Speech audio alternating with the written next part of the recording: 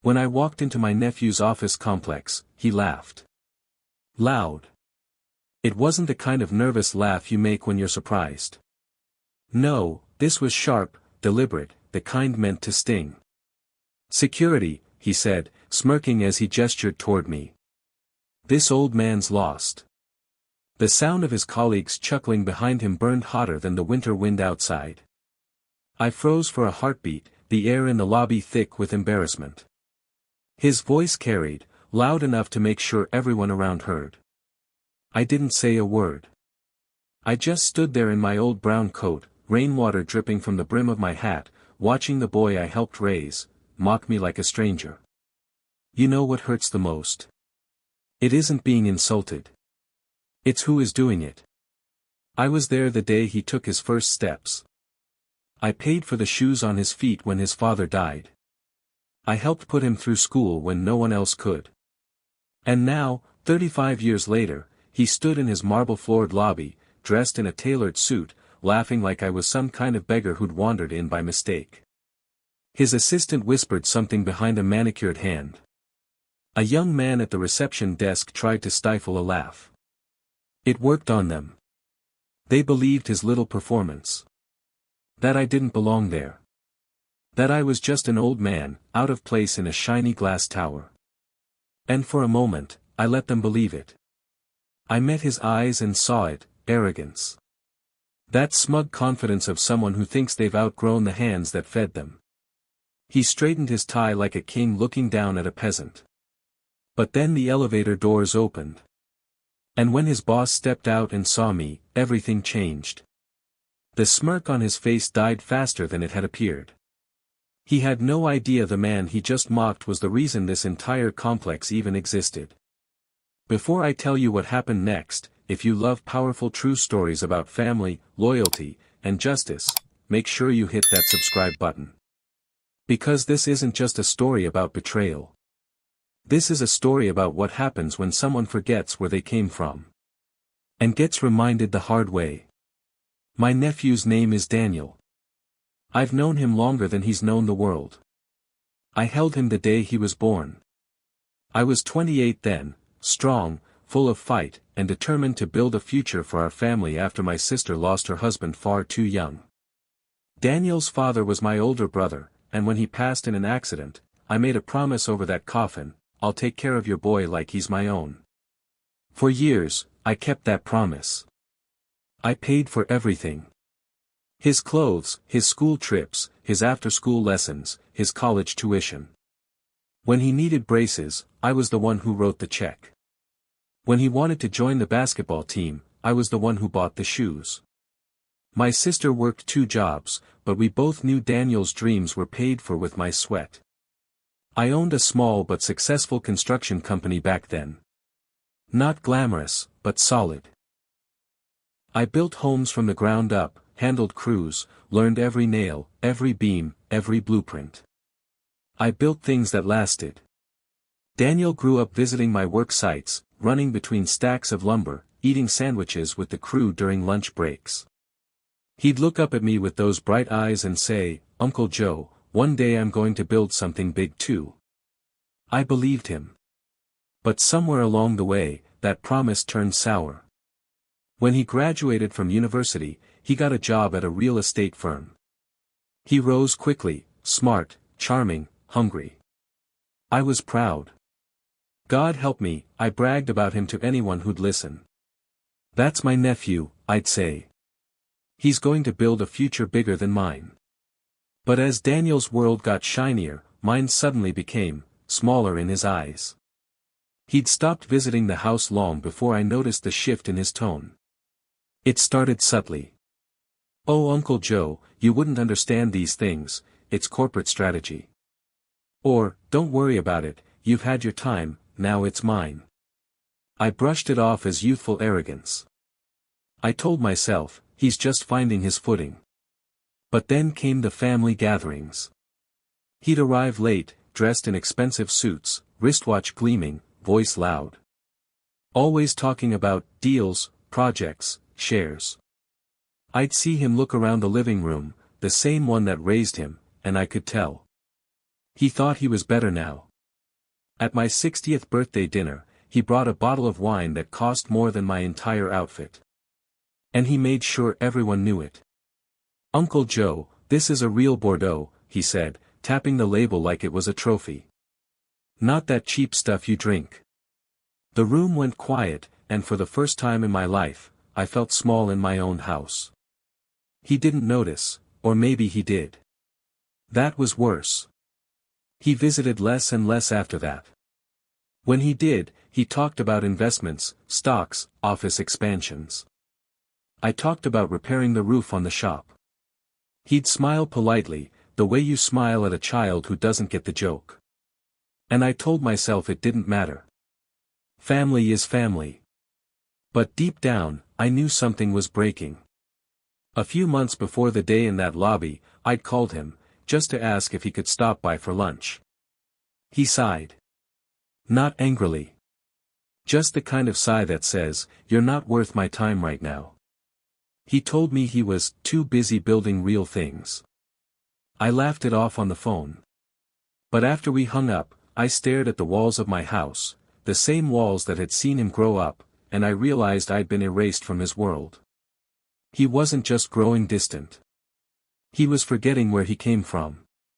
Forgetting who was there when he had nothing. The thing about betrayal is that it rarely arrives with a bang. It's a slow drip. A smile fading here. A voice growing colder there. And by the time you finally notice, it's already carved its way into your bones. Looking back, maybe I should have said something then. Maybe I should have called him out, made him look me in the eye. But I didn't. I let him believe his world was made of glass and steel and that mine was too old, too quiet to matter. And that's exactly why the humiliation in that lobby cut so deep. Because it wasn't a stranger mocking me. It was the boy I raised, the one who used to sit on my shoulders at parades, calling me his hero. I thought I'd seen all kinds of pain in my life. But nothing prepares you for being treated like a burden by the same blood you once protected. I didn't know it then, but that moment was only the spark. What came after would burn everything down to the foundation. And this time, it wouldn't be me left in the ashes. I still remember that day clearly, not because of the weather, not because of the time, but because of the look on Daniel's face. It was a Thursday morning. A quiet one. The sky hung low with gray clouds, and the streets glistened from the early rain. I'd woken up early, put on my best coat, polished my shoes the way I used to when I had meetings with investors years ago. I wasn't going to his office to beg for anything. I just wanted to see him. To surprise him. To say, "Hey, your old uncle is proud of you." When I got to the glass doors of his office complex, I actually smiled. I'd seen pictures online, a tall, sleek building with its name carved in steel above the entrance. I thought, he's done well. The lobby was pristine, white marble floors, chrome railings, potted plants arranged like they were worth more than my car. The kind of place where people spoke in low tones, trying to sound important. I walked toward the reception desk, clutching the small lunch box I'd brought with me. Inside was the beef stew recipe he loved as a kid. I'd made it early that morning, like I used to when he came home from school. The receptionist was young, sharp, and polished. "Good morning, sir. Who are you here to see?" "My nephew," I said with a proud little smile. "Daniel Clark. Tell him Uncle Joe's here." She tilted her head. "Uncle Joe?" "Yes," I chuckled. "He'll know who I am." She made the call. I watched her lips move as she spoke into the phone. Then, for a brief moment, her polite smile faltered. "All right," she said and hung up. She cleared her throat. "He'll be right down." When Daniel stepped out of the elevator, he looked different. He wasn't the boy who used to run to me after school. He was a man in a tailored gray suit, gold tie clip, polished shoes. But what struck me wasn't the clothes. It was the smirk. The way he looked at me like I was an unexpected inconvenience. Uncle Joe, he said, his voice dripping with something between annoyance and amusement. What are you doing here? I raised the lunchbox slightly. I was in the area. Thought I'd bring you something. You used to love it when. He laughed. Not a kind laugh. Not even a nervous one. It was loud, sharp, and meant to be heard by everyone in that lobby. Two of his colleagues turned their heads. A woman near the elevator actually covered her mouth to hide a smile. Security, he called out, pointing at me like I was some kind of stranger who'd wandered in off the street. I think this old man's lost. The security guard froze, uncertain. The receptionist's eyes widened. She looked at me like she wanted to say something but didn't dare. I just stood there, gripping that lunchbox, feeling the sting of 1,000 tiny knives. Daniel, I said softly, I'm not lost. I came to see you. His smirk didn't fade. This is a corporate building, Uncle Joe. You can't just walk in here like it's your little workshop. This isn't your world. Those words. This isn't your world. Something in my chest tightened. He wasn't just embarrassed I was there. He wanted to erase me. Come on, he said to the guard. Let's get him out of here before he scares the clients. The guard shifted uncomfortably, clearly unsure how to handle a situation like this. But the damage was already done. People were watching. Whispers buzzed softly. I wasn't Uncle Joe anymore. I was the old man who didn't belong. I swallowed the burn in my throat. There are moments in life when you want to shout, to break the silence with every word you've ever swallowed. But then there are moments when silence cuts deeper. I turned slowly and started walking toward the doors. The lunchbox still in my hand. But just as I reached the exit, I glanced back. He was still standing there, straightening his tie, acting like nothing had happened. As if I was just a problem removed from his perfect little world. I walked out of that building with my head held high, but inside, I was bleeding. The boy I raised, the one who once clung to my hand at every family gathering, had just humiliated me in front of strangers. He thought I was powerless. He thought age meant weakness. He thought this shiny tower was his world now, and that I no longer belonged in it. But he had no idea, none at all, who built the ground he was standing on. And if there's one thing I've learned in 62 years, it's this. The higher a man builds his pride, the louder it falls when the truth hits him. And I was going to make sure Daniel felt the weight of every single brick. That night, I didn't sleep. I sat at the edge of my old wooden chair, staring at the faint reflection of the rain on the window. I'd worked hard my entire life.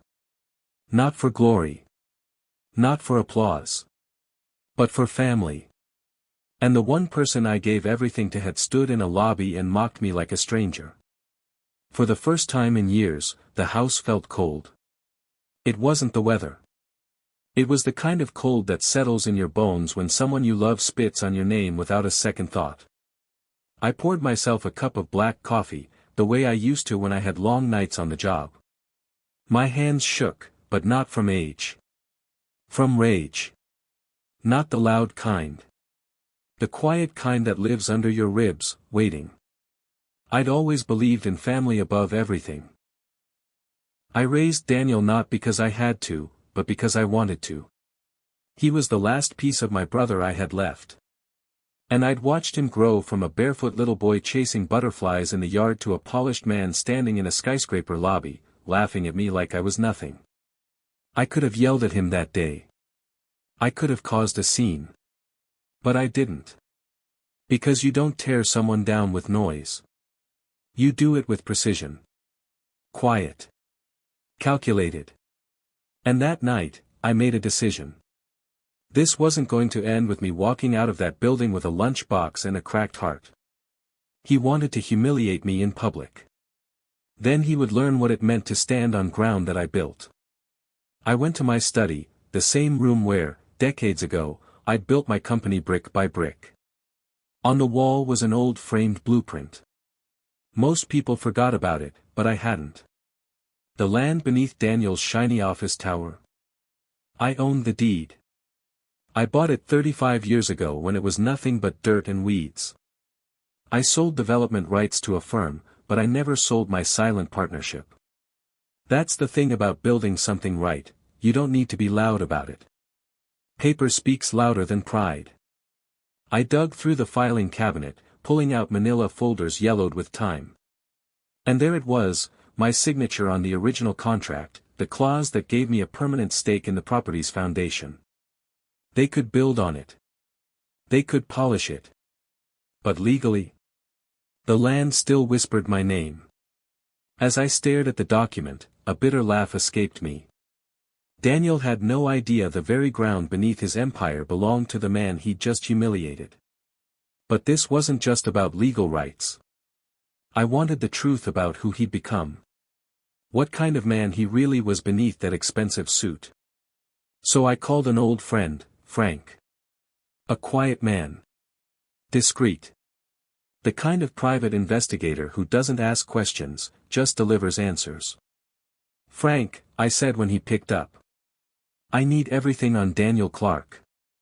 Everything. Personal, business, financial. No corners left unchecked. He was silent for a moment. That your nephew? He finally asked. Yes, I replied. And don't ask me why. Just find me the truth. 3 days later, I met Frank at a quiet diner on the edge of town. He slid a thick brown envelope across the table. I didn't open it right away. He looked at me with that kind of gaze only old friends have, half warning, half sympathy. You sure you want to see what's in there, Joe? He asked. Yes, I said flatly. I'm sure. Inside were bank statements, company records, personal expenses, legal notices. Daniel wasn't just arrogant, he was reckless. He'd been siphoning company funds into a side venture. Lavish parties. Luxury cars. A second penthouse. A lifestyle built on credit and bravado. And worse? His company was circling trouble. The kind that destroys reputations overnight. I sat back in the booth, the old leather creaking under me, and let out a long, steady breath. He'd mocked me for being old, for being out of touch. But the truth was, he'd built his kingdom on a house of sand. And now, I held the tide in my hands. Want me to dig deeper? Frank asked. I nodded slowly. Dig until you hit bedrock. I want names, accounts, partners, everything. Over the next few weeks, Frank's findings painted a perfect picture. Daniel had clawed his way up fast, but he'd made enemies. A few influential investors weren't happy with how he ran things. He was playing a dangerous game, and all it would take was one push in the right place to bring it down. But I didn't want to destroy him blindly. I wanted him to see it. To look me in the eyes and realize the old man he'd called lost was the one who could end him without raising his voice. I started drawing a plan, not with rage, but with strategy. Every step deliberate. I called my lawyer, updated my ownership paperwork, and positioned my stake quietly. If I made the right move, Daniel wouldn't just lose face. He'd be standing in the rubble of his own arrogance. He thought I was old and powerless. But old men like me, we're not powerless. We're patient. And patience is the most dangerous weapon of all.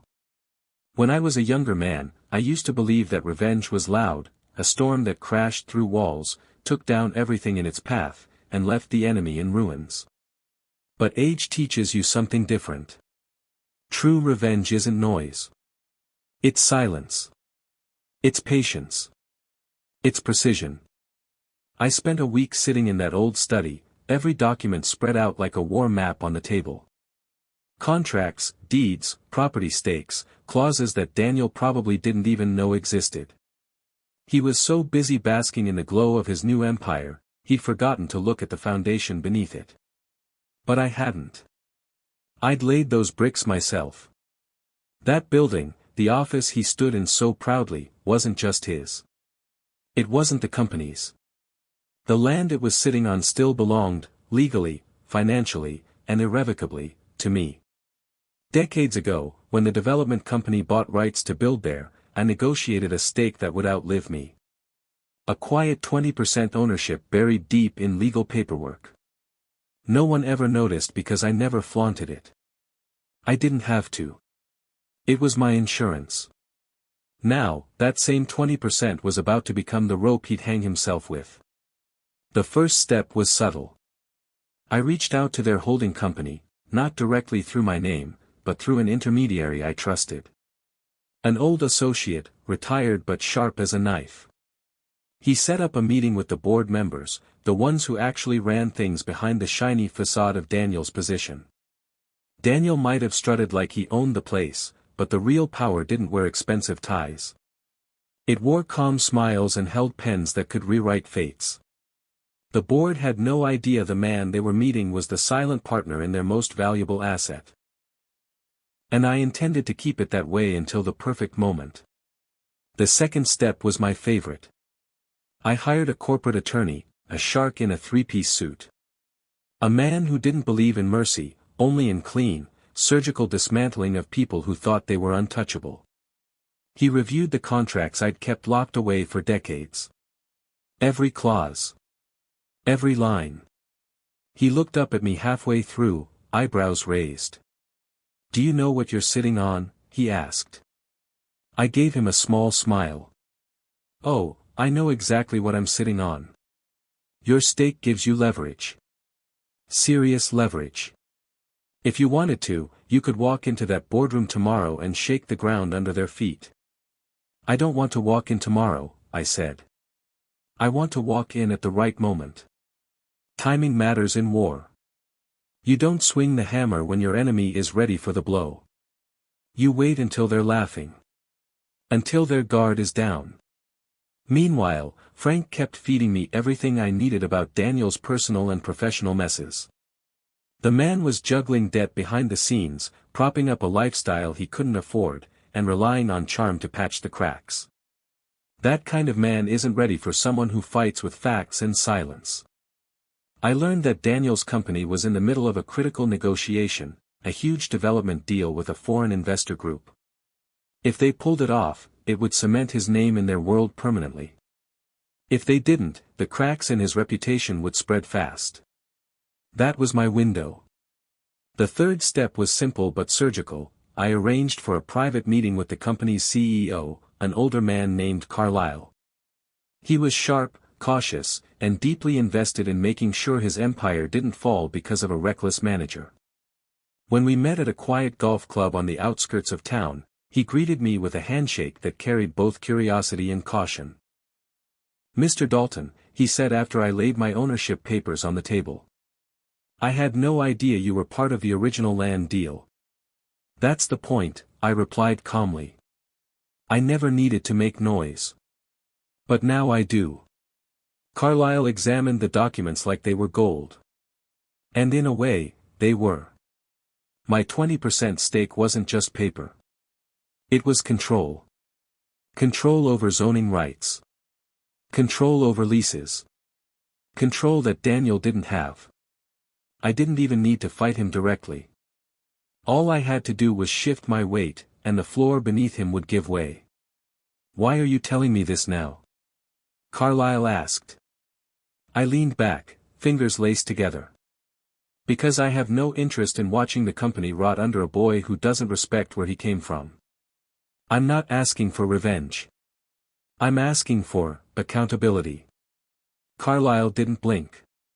"You want him out." I didn't say the word. I didn't have to. He nodded slowly. "We have concerns about Daniel's performance. The board has been uneasy for months.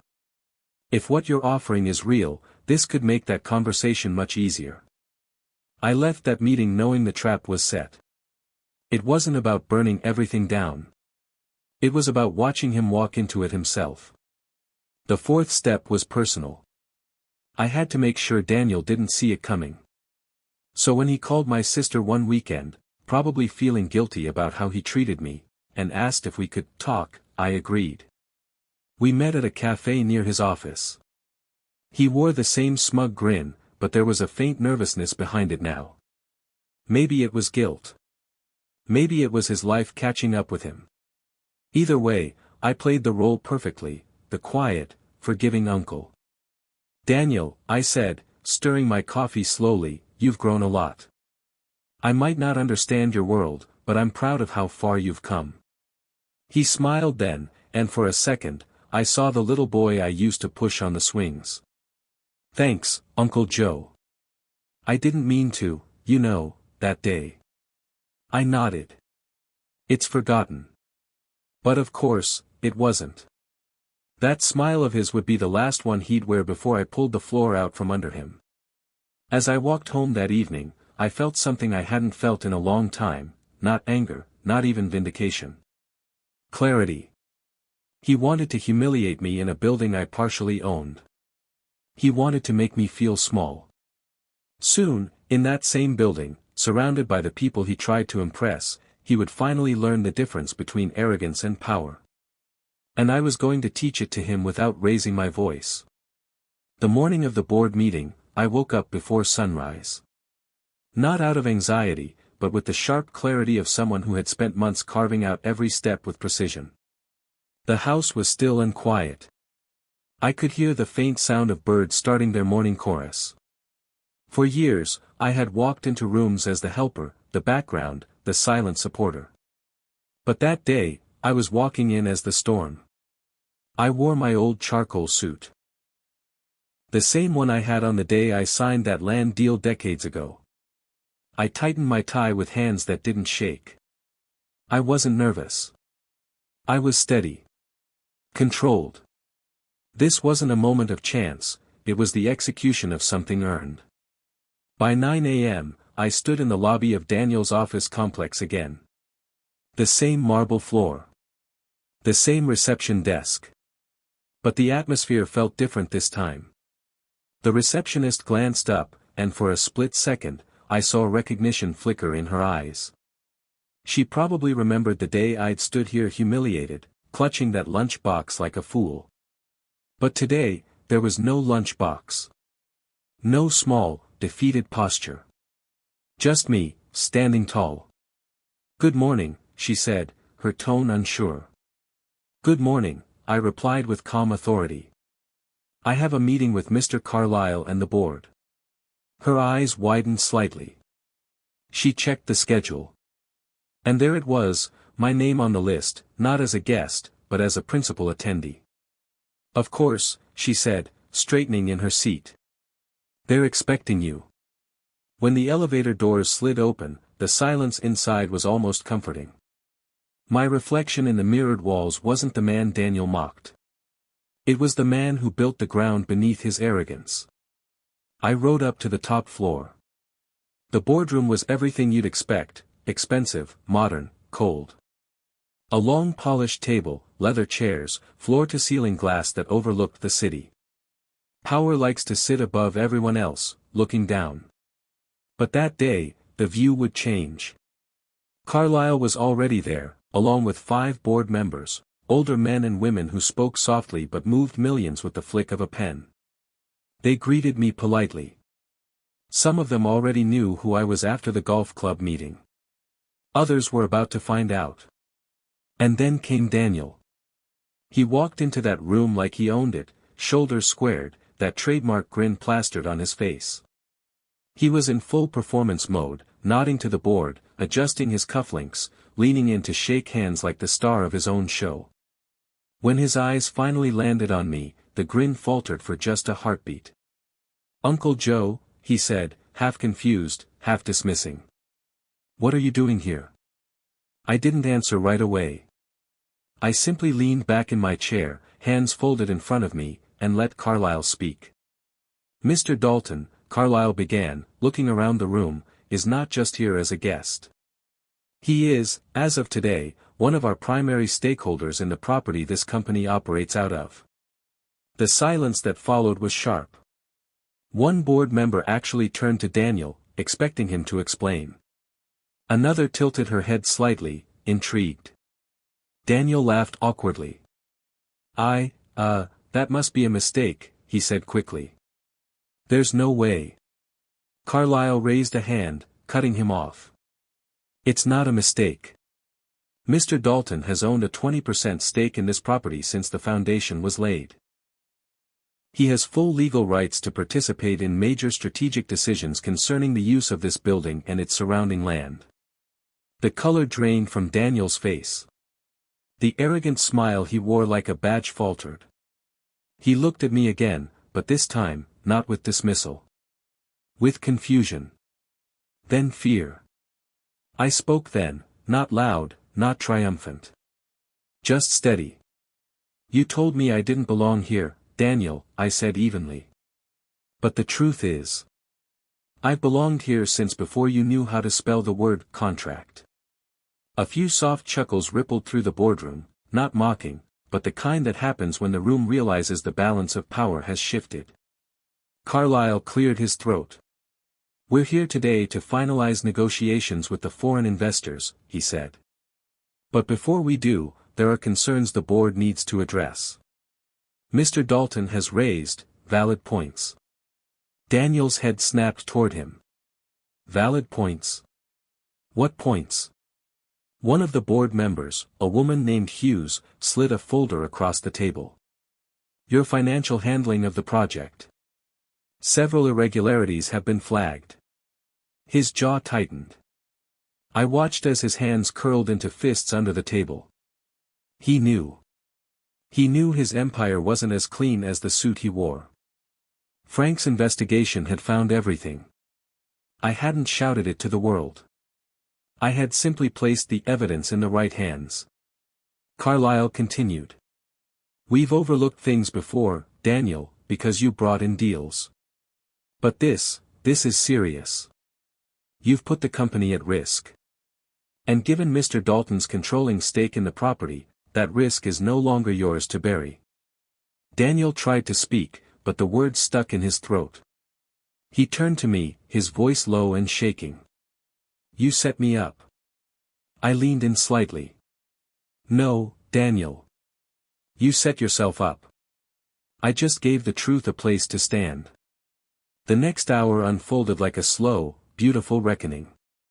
The board questioned him. He fumbled. Every answer he tried to give unraveled another knot he'd tied himself into. The louder he tried to defend himself, the smaller he looked. And the best part? I didn't have to say much. The paperwork did it for me. The land. The stake. The facts. My silence was louder than anything he could throw back. When it was over, Carlyle placed his hands on the table. Given the evidence, and in light of Mr. Dalton's position, the board has unanimously agreed that your position here is no longer tenable.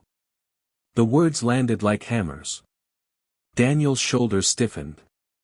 His hands were shaking now. You can't do this, he spat. I built this. I finally stood up, slow and deliberate, meeting his eyes head-on. No, Daniel, I said quietly. I built this. Long before you ever wore that suit. And I trusted you to carry the name with honor. But you didn't. You buried it under greed. He looked at me the way a child looks at a fire he can't put out. The boy I raised, the one I loved, stood there stripped of the armor he built out of ego. Security wasn't called this time. No one laughed. The same colleagues who once whispered behind their hands now watched in silence as their golden boy was escorted out of the boardroom he thought he owned. As the door closed behind him, the room exhaled collectively. Carlyle turned to me and extended a hand. Welcome aboard, Mr. Dalton. I shook it firmly. Not with pride. With finality. As I walked out of that boardroom, down the same lobby where he had humiliated me, every step felt different. People looked at me now, not as a nobody, but as the man with power. But it wasn't about power. It was about respect. I paused at the glass doors for just a moment and glanced at the building one last time. That lobby had seen me humiliated. Now it had seen the tables turn. Daniel had spent years building a tower on land he didn't own. And that day, the tower finally reminded him who laid its foundation. This was the day my silence roared louder than his arrogance ever could. 3 nights after that boardroom meeting, Daniel showed up at my house. I heard the sound of his car long before he knocked, that obnoxious engine he loved revving like a teenage boy showing off. It used to make me laugh. That night, it sounded like a warning. I opened the door to find him standing there in the rain, his once perfect hair a mess, his tie hanging loose like a man who'd been running in circles and finally ran out of road. He didn't look like the confident man who had humiliated me in that lobby weeks earlier. He looked smaller. His eyes were bloodshot, his jaw tight. "Can I come in?" he asked. His voice had none of its usual sharpness.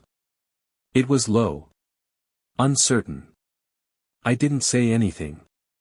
I stepped aside. He walked in quietly, dripping water onto the wooden floor.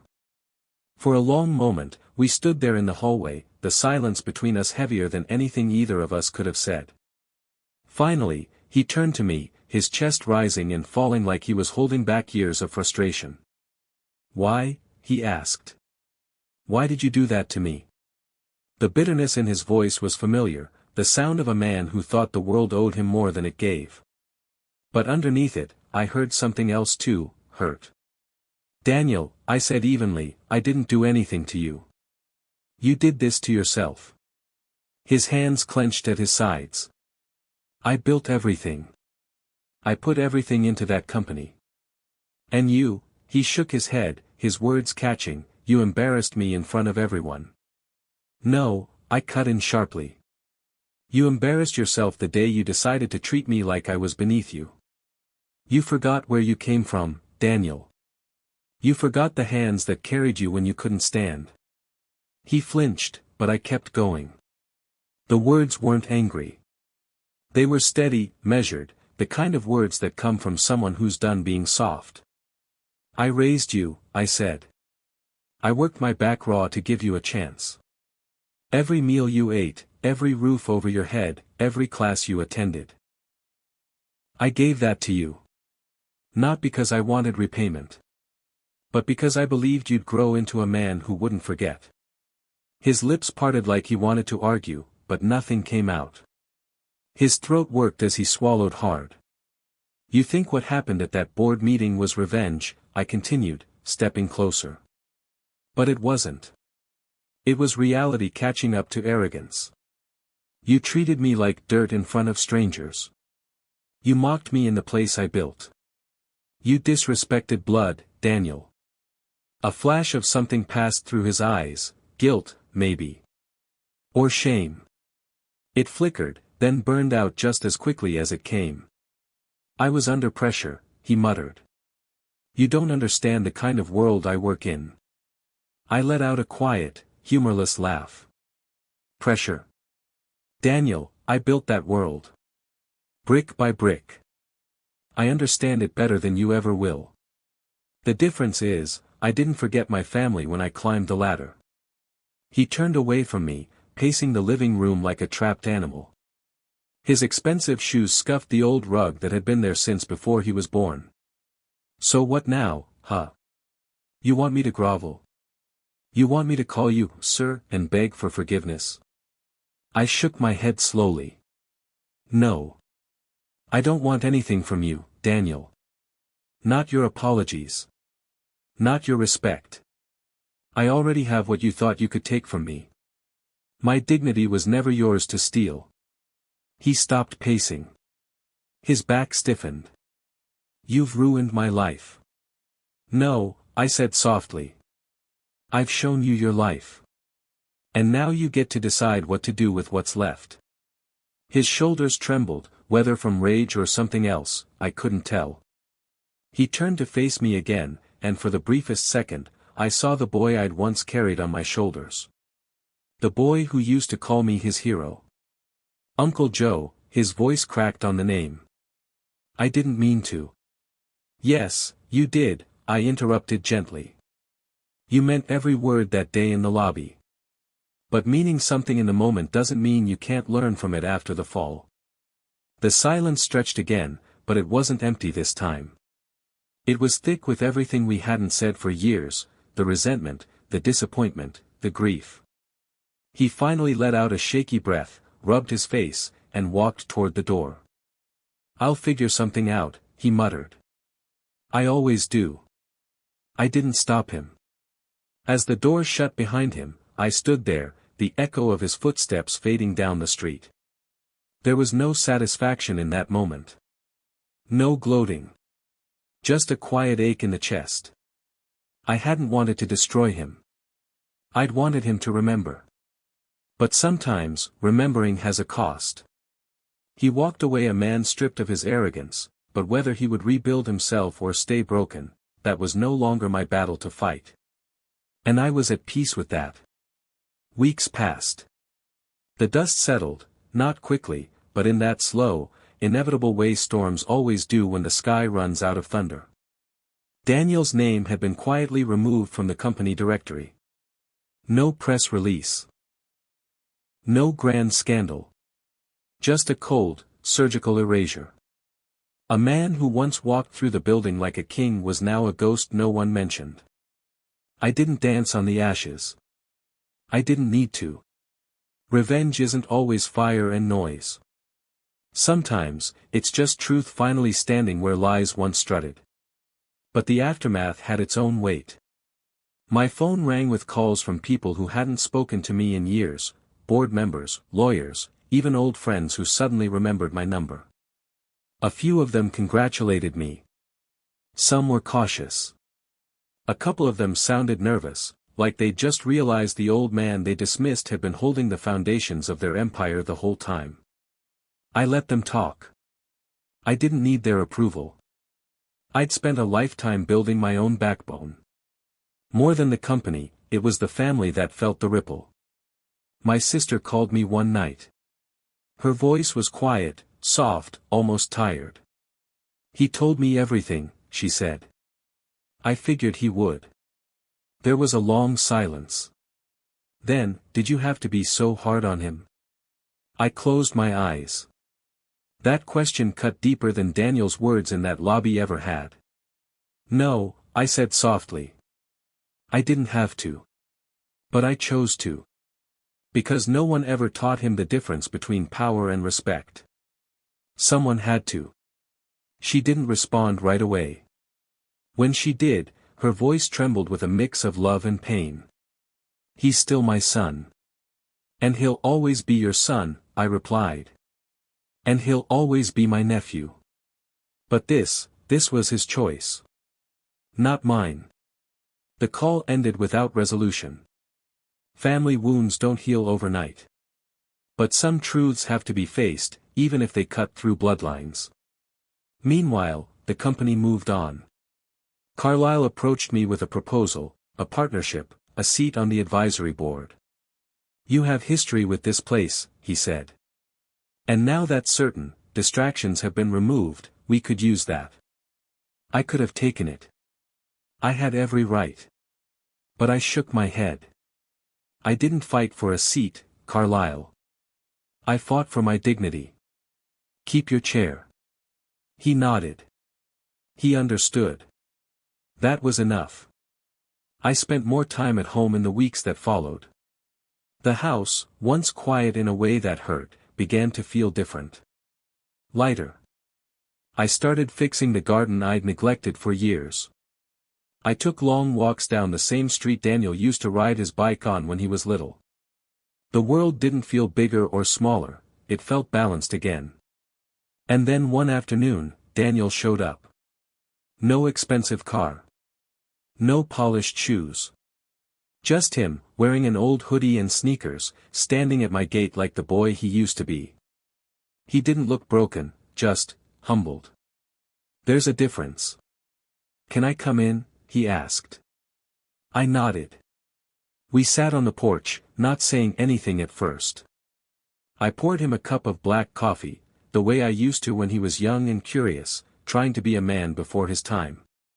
He didn't touch it right away. He just stared at it, like it held the answers he didn't have yet. Finally, he spoke. "I've been doing a lot of thinking." "Good," I said quietly. "About time." He cracked a dry, humorless smile. "You always were a hard man to please." "No," I corrected him. "I was just the only one who never let you believe your ego was bigger than the truth." He sighed and rubbed the back of his neck. I deserved what happened. I stayed silent. I wanted to hear it from him. Not forced. Not performed. Real. He continued, voice lower. "I thought I was untouchable. I thought, being on top meant I didn't owe anyone anything. Especially not you. And that day in the lobby, he paused, his throat tightening. I didn't just disrespect you. I disrespected the man who gave me everything I have. The man who raised me." My fingers tightened around my mug. For the first time in a long while, I saw not the polished man with sharp suits and arrogance, but the boy who used to run into my arms at the end of every school day. "Daniel," I said quietly, "pride can build walls taller than skyscrapers. But it's only when they crack that you see what's left standing." He looked down, ashamed, but there was no defensiveness this time. Just honesty. "I'm not asking you to forgive me," he said. "I just needed to say it." I nodded. "I already forgave you. The day I decided to fight back wasn't the day I stopped loving you. It was the day I stopped letting you forget who we are." A single tear slid down his cheek, not loud, not dramatic. Just a quiet acknowledgement of a weight finally being felt. We sat there until the sun started dipping, casting gold light over the porch. It wasn't a perfect reconciliation. Family never is. But it was real. Daniel eventually left, and I watched him walk down the street with a slower, humbler step. I didn't know what his future would look like, maybe he'd rebuild, maybe he'd fall again. But whatever it would be his this time, not built on the backs he disrespected. That night, I returned to my study. I opened the drawer where I kept the original deed, the one I'd signed all those years ago. I didn't look at it with anger or bitterness. I looked at it with quiet pride.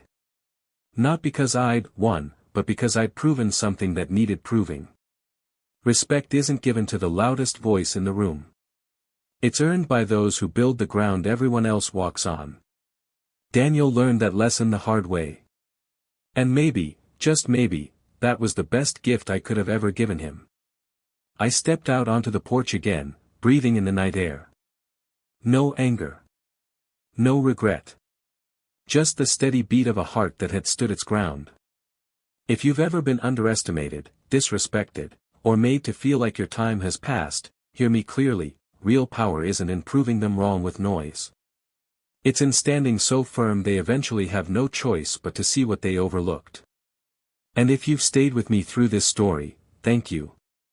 Loudspeaker, if you love powerful, emotional stories about family, loyalty, and justice, make sure you subscribe. Because sometimes, the quietest people have the loudest victories. This isn't just about revenge. It's about dignity. And dignity, once reclaimed, never fades. The weeks that followed felt quieter than I'd expected. Not empty. Not hollow. Just quiet. For the first time in years, I didn't wake up with the weight of someone else's future pressing against my chest. I didn't pace the house waiting for a call that never came. I didn't carry the bitter taste of disrespect at the back of my throat. What I carried instead was something heavier but cleaner. Peace that had been hard-earned, carved out from the noise. Daniel disappeared from the spotlight completely after the board dismissed him. The same people who once crowded around him, laughing at his every arrogant joke, now avoided his name like a stain they didn't want on their hands. That's how it works with people like them. When you're shining, they orbit around you like moths. When the light goes out, they scatter fast. But I didn't follow the gossip. I didn't need to. I'd already seen everything I needed to see in that boardroom. His world collapsed not because I destroyed it with my hands, but because it was built on sand. I just pulled back the curtain. I spent more time at my workshop. The one place that never lied to me. Where sawdust covered the floor and the air smelled like pine and sweat. I worked with my hands again, not because I needed the money, but because it grounded me. I'd built more than structures in that room. I'd built a life. A legacy. Something Daniel had forgotten existed. Every morning, I'd roll up my sleeves and sand down planks of wood, the rasp of it steady and rhythmic. Sometimes I'd catch myself smiling at the absurdity of it all, a multimillion-dollar office tower resting on land owned by an old man in a faded work apron. If that wasn't poetic, I didn't know what was. One Saturday, as I sat on the back porch drinking my black coffee, my sister came by. She hadn't visited in months, not since before everything happened. She stood at the gate for a long while before walking in. I could tell she'd aged too, but her eyes still carried the same softness they had when we were children. "I brought pie," she said quietly, lifting the box in her hands like a peace offering. I smiled faintly. Good. I was getting tired of my own cooking. She sat down across from me on the porch swing, the wood creaking softly beneath us. For a while, we didn't talk. Just sat there, two siblings watching the late afternoon light crawl over the yard. It felt like old times. Finally, she cleared her throat. "He's trying," she said. I didn't ask who. I didn't need to. "I know," I said softly. "He's not the same," she added. "He's quieter. Less sure of himself. More careful." I took a sip of my coffee, letting the warmth settle into me. That's what happens when the ground moves under your feet. You learn to walk differently. She gave me a small, sad smile. "I wish it hadn't come to this." I nodded slowly. "So do I. But sometimes, people don't listen when you speak soft. Sometimes, they only hear you when the floor shakes." We sat in silence again, letting that truth settle between us. Family is complicated. It bleeds, it bends, it bruises, but it doesn't always break. I didn't hate Daniel. I never had. But I had to remind him, in the only language arrogance understands, that respect isn't optional. My sister finally sighed. "He's been looking for work. It's not easy. People talk." "They always do," I replied. She hesitated. "You could help him." I looked at her, and for a moment, she saw the older brother who'd spent half his life carrying other people's burdens. "I could," I said. "But I won't. This is his fire to walk through, not mine. If I keep pulling him out of the flames, he'll never learn not to walk into them." She didn't argue. She just nodded, maybe understanding more than she wanted to admit. "He still loves you, you know." "I know," I said. "Love and respect aren't the same thing. He'll figure that out one day." When she left, the sun had nearly set, and the shadows stretched long across the yard. I thought about Daniel, about the boy who once chased dragonflies barefoot, about the young man who walked through my door with dreams, about the man who mocked me in that lobby. And then I thought about the man he could still become. People change when they lose everything. Some become bitter. Others rebuild. 2 months later, I saw him again. He didn't come to the house this time. I saw him downtown, wearing a plain jacket, no fancy car, no entourage. He didn't notice me at first. He was standing outside a construction site, clipboard in hand, talking to a foreman. His hair was shorter, his movements slower. He wasn't barking orders like a king. He was listening. I saw something in his eyes I hadn't seen in years, humility. He turned then and spotted me. For a second, he froze. Then, to my surprise, he nodded. Not a grand gesture. Just a quiet acknowledgement. A seed. I returned the nod. That was enough. That night, as I sat in my study, I opened the drawer where the land deed still sat. It had been the weapon that humbled him, but it was also a reminder, a symbol of what I'd built with my hands when I was young and he was still learning how to walk. I didn't feel the need to wave it around. I didn't feel the thrill of victory. I just felt stillness. People often think revenge is about rage. But in truth, real revenge isn't about shouting louder than the one who wronged you. It's about being unshakable when their world finally crumbles. My world hadn't crumbled. His had. But in that moment, looking back, I realized something else. I hadn't just brought him down. I'd given him a chance to build something better, if he had the courage to do it. And maybe, just maybe, he would. As the story of my nephew's fall faded from the whispers of the city, my life returned to what it had always been. Steady. Honest. Built on things that lasted. I fixed the creaky porch swing. I repainted the workshop door. I cooked my own meals and drank my own coffee. But now, there was something different in how I carried it all. Not bitterness. Not triumph. Just wait, the kind you earn by standing your ground. And if you're listening to this and you've ever been underestimated, humiliated, or cast aside like your time has passed, remember this. Power isn't always loud. Strength doesn't need to shout. And revenge, real revenge, isn't about destroying someone. It's about making them face the truth. I didn't break Daniel. Life did. I just let the truth do its job.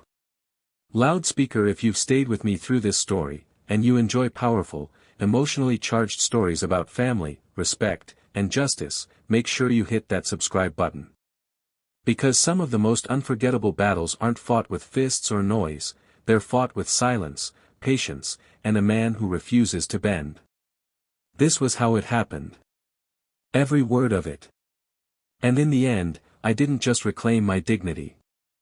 I reminded everyone, including him, exactly who laid the foundation they thought they could stand on forever.